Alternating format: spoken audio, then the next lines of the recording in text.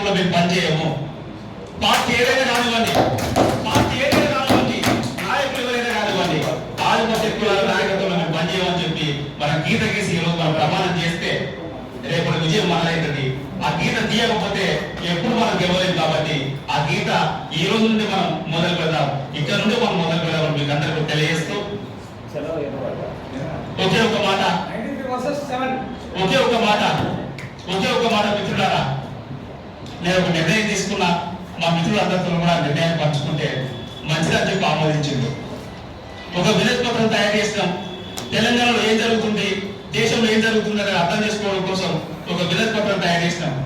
ఈ తెలంగాణ రాష్ట్రంలో ఉన్న పార్టీల నాయకులు, సంఘాల నాయకులు, ప్రజాప్రతినిధులు ఎవరు కూడా మేము ఈ రోజు నుండి ఆసుపత్రి కులాల నాయకత్వం పనిచేయమని చెప్పి లేదా పనిచేయకూడదని చెప్పి విజ్ఞప్తి చేస్తూ అందరికీ పాదాలు వందనాలు చేసే కార్యక్రమాన్ని మొదలుపెట్టాం మిత్రుల.